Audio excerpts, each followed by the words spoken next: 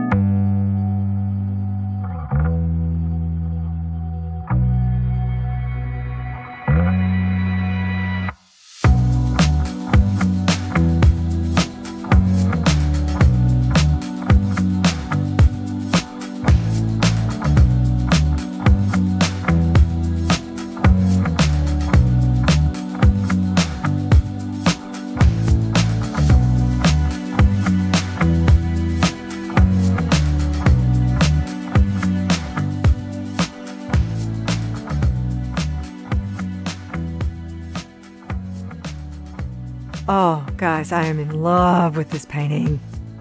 Oh, the colors are just so gorgeous. I'm so very happy. So very happy with the way this turned out. The cells are beautiful and the interference colors just shine and sparkle.